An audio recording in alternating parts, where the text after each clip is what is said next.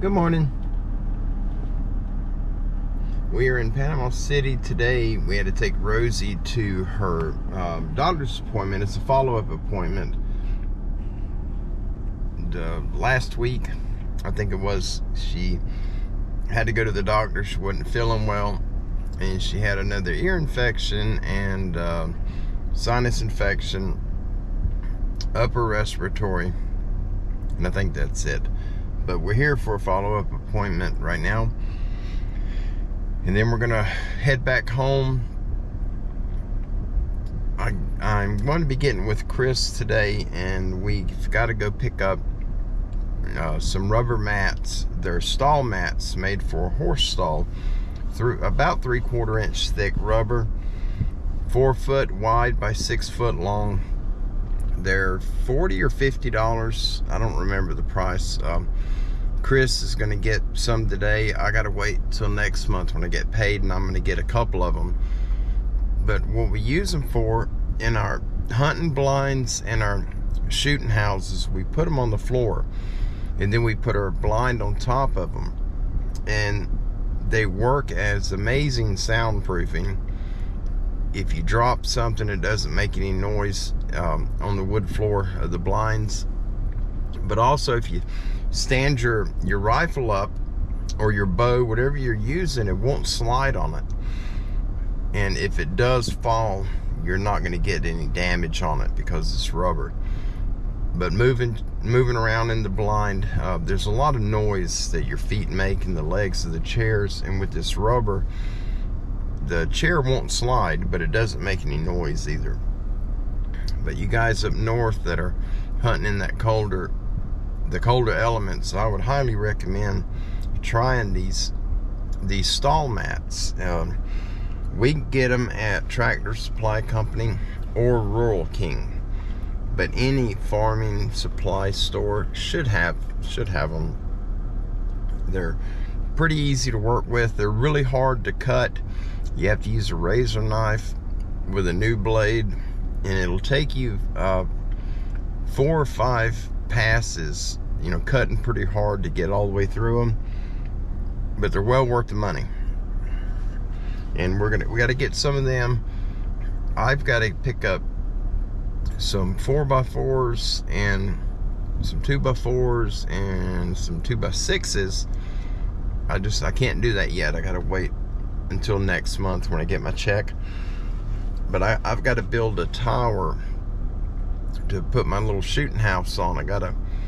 It's just it's like a tent, but it's got a heavy-duty steel frame on the inside, and the vinyl that's used on it is really thick, really durable. It's built to set it outside in your hunting area, and you can leave it out all year long. You don't have to worry with the sun destroying it as easy, which I won't leave it. I'll set it up now. Well, probably next week if Chris has a bunch of extra lumber, and if he's got enough for me to build my platform, then I'll go ahead and get it built, and we'll take it up and put it out in the woods where I'm going to be setting it. And then I'll go ahead and I'll set up my little shooting blind, my deer blind on it. Once I get it set up, I'll bring you guys along and show you what I'm doing with it. And of course, hunting season gets here. I do film my hunts mainly to where if I pull the trigger, because I use a muzzle loader, and you pull the trigger, there's smoke in the air, you can't tell where the animal went. They normally run about 40 yards, but every once in a while you'll get one that'll make it out 80 or 90 yards, and then you got to figure out where he goes. I have problems seeing red and green. If the blood from the deer or the pig is on the pine straw, I cannot see it. And I've always had problems with that. So normally if I can't find the blood, I call Chris, and he'll come over there, and he can see it right away, and we find a deer or a pig, whatever it may be.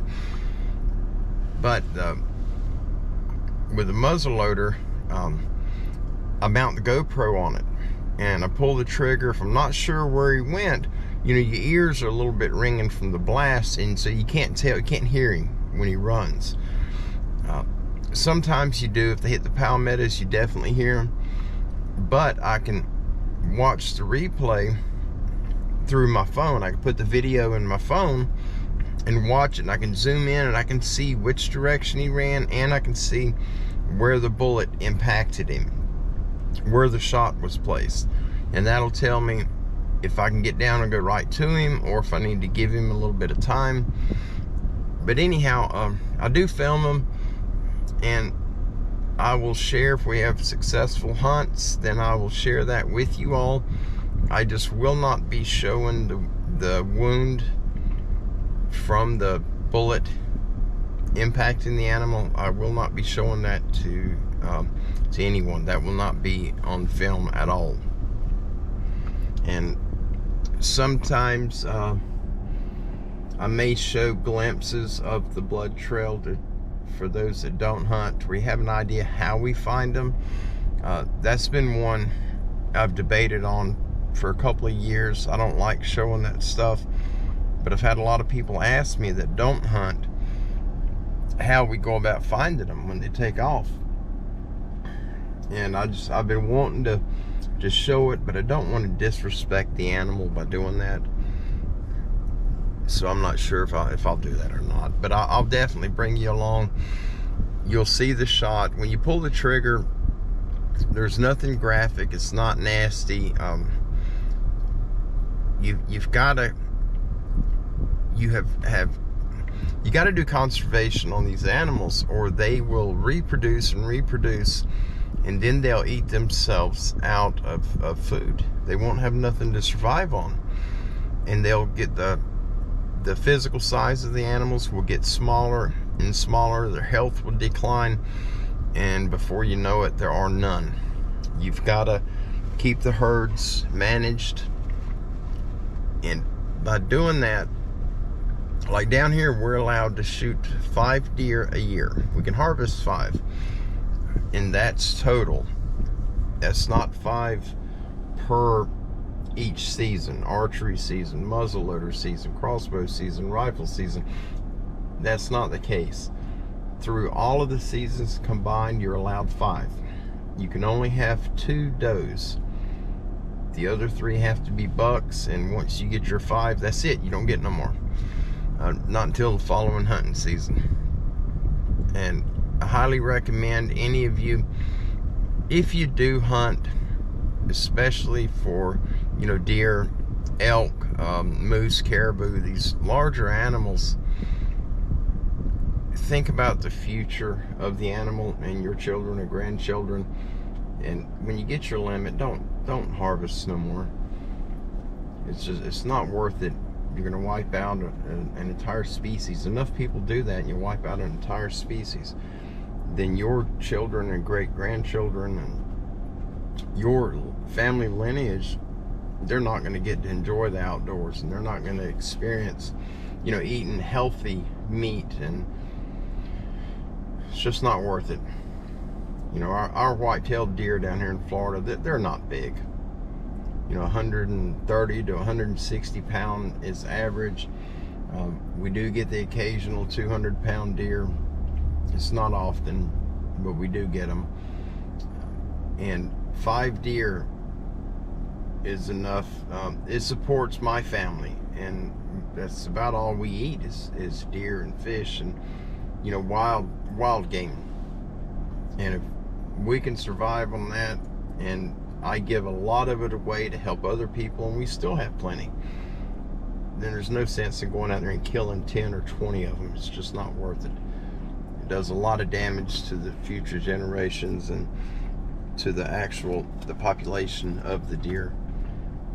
You know, but anyhow, that's just my 2 cents worth, my little rant on that. But we're gonna go pick up some supplies when we get back home. I'm just waiting on Kim and Rosie to come out, and sometime here soon I'm gonna start building my shooting house, my tower, and all that good business. And I may film it. It's a lot of work, but it goes really fast when you're watching it in the video. you know, a week's worth of work can be shown in 30 minutes. So we'll see. Y'all have a good day. I just wanted to check in and say hello to everyone. I wish you all a wonderful day. I hope your weekend goes amazingly well. And I hope you guys enjoy yourselves and be happy. Live your life as though it is the last day of it today. Get the best out of it that you can and be kind to one another. And I'll see you guys very soon. I love you all. God bless you. And until next time, be safe. See you soon. Still waiting.